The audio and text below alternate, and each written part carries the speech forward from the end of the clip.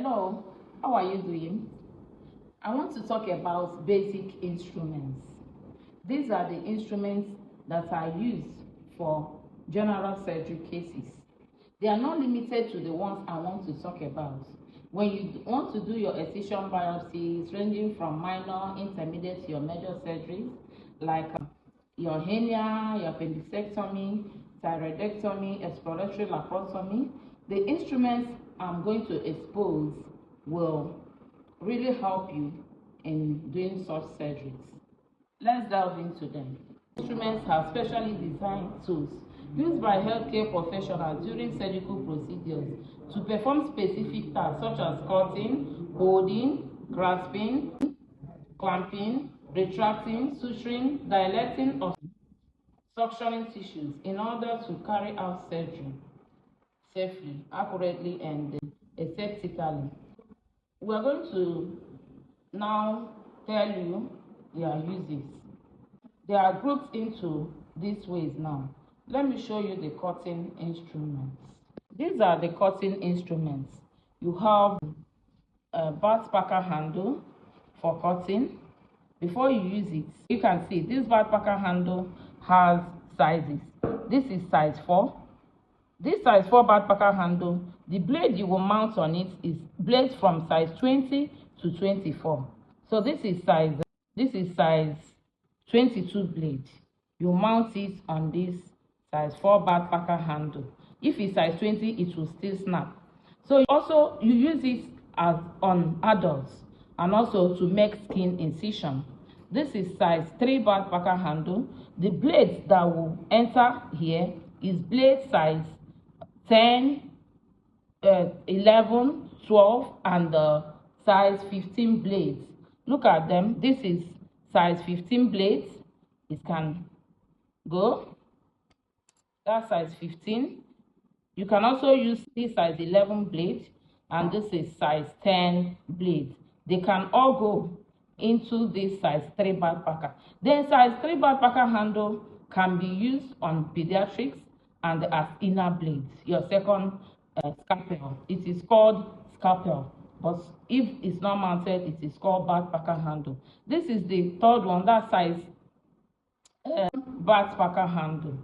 This size 7 is an inner scalpel. It's an inner scalpel. So you use it inside. During abdominal surgeries, you can use it inside. So that's what it is for. Then you have your scissors for cutting tissues. You have your Mayo scissors. This is the surgeon scissors for cutting the tissue, and they usually tough tissue like the fascia, like the skin. Then this is assistant scissors. You can have bigger ones. You give it to the assistants. They use it to cut sutures. Then this is called Metzenbaum scissors.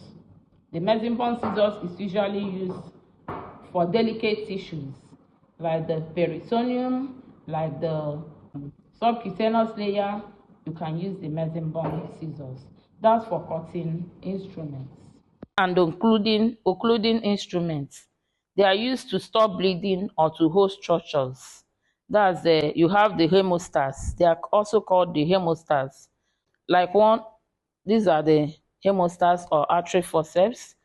This is number 1 artery forceps. That's the mosquito artery forceps. You use it to hold small bleeding vessels. You just clip small bleeding vessels. And then you have the medium one. That's the Kelly artery forceps. Use it to hold the medium vessels. Then for the large vessels, you use that's the long artery forceps or Spencer Wells to hold the large bleeding vessels. So for controlling bleeding and for holding sutures, that's what you use them for. Allis. These are the Allis. When you open it, you can see that sharp teeth. So these sharp teeth, it enables you to hold soft tissues like the fascia. Then during excision biopsy, you can use it to hold the breast tissue. Then you have the Babcock. This is the Babcock. At that jaw, the teeth is mild. is mild. You hold delicate tubular structures like the intestine, appendix, and fallopian tube. This one can assist because the tip is not sharp, it's mild. Then you have the laying forceps for holding and retracting soft tissues. You scrap skin edges during suturing. It's commonly used in orthopedic and general surgery.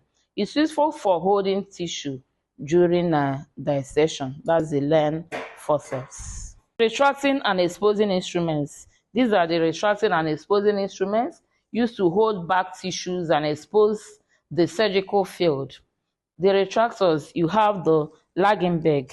You usually use them in pair. So you use the Lagenberg to retract shallow wounds. Maybe when you are getting to the skin, the Lagenberg can be used. And also, you can also use, this is Army Navy. It's for shallow retraction on the skin or subcutaneous layer. You use this Army Navy. Then you have another one, the retractor. This one comes in various sizes. You have bigger ones. You have the retracting, you have bigger ones. So you can also use them for shallow to medium, not so deep retraction. Then these ones are self-returning. This is called with linear retractor. It's self-returning. So anywhere you want to use it, you will leave it. It can stay on its own. So you have various sizes from small. You even have bigger ones. This is also the Balfour. It's also a self-returning retractor. Then another one is the Doing. Is for bladder. You are retracting. Doing retractor. This one is also the Morris retractor. You can use this Morris for abdominal surgery. So it's kind of deeper. But this one, divas, you use it for deep abdominal wounds. So when you are doing exploratory laparotomy, the divas can be used. You use the divas for deeper wounds, deeper retraction. So there are other types of retractors, but these ones are the basic ones that can be used. Suturing and closing instruments. This is suturing instrument. This is the needle holder. You can see the needle holder has a short jaw. This is a needle holder. It has a short jaw. Some of them, they have these slits at the jaw, at the center here. That's how you know some needle holders. So for suturing, then for closing, this needle holder, you use it to hold your suture to close the skin. For that, if you don't want to use suture to close the skin, you can use skin stapler. This is an example of it has pins inside. If you are using skin stapler, ensure that you also have the stapler remover. So this is about the closing and the suturing instrument. This needle holder for mounting your suture to close, and then this is your suture. Then this is your suctioning instruments. Suction nozzle is disposable. You use this one and throw away. You actually have the ones that are not disposable. This is also called pull suction nozzle. You use it for abdominal suctioning. Then this one is suction tubing. When you are using this, you put this and plug it to a suction machine for you to have a clear field during surgery. This is sponge holding instrument. You use it to hold gauze and swabs. This swab holding forceps, you hold swab during cleaning. When you mount your swab here and do your skin prep. You can also use this sponge holding forceps to apply antiseptics. That's during skin prep. It can also be used to hold the cervix during gynecological procedures. Then to control bleeding, you can do swab on a stick and give it to the surgeon. He will use it and control mild bleeding vessel. So that's for the sponge holding forceps. This is the Coker's forceps. It's a kind of tissue forceps. You can see it has that teeth or the projection at the tip.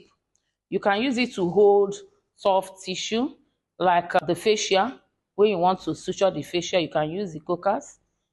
You can also use it to rupture membrane in labor ward. So this is what the class is usually used for. Then you have this other miscellaneous instruments that are also important. These are the gallipers. You need about 3 of them. You use it to put Savlon, spirits, and your betadine or your povidone for skin prep. Then these are the kidney dishes. You also need them.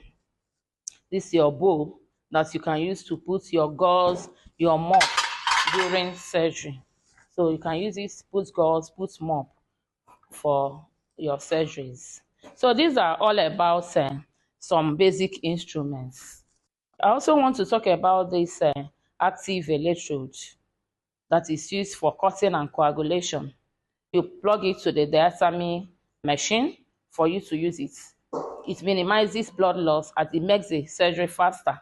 This is also the diathermy quiver. You put it for the safety so that the patient will be safe. You don't have to injure your patient. So this is where you put the diathermy quiver. I've talked about the diathermy machine. If you want to know about it, follow me on my YouTube channel, Health Simply Explained, or my TikTok handle, Nelly_3. So these are all about the basic surgical instruments.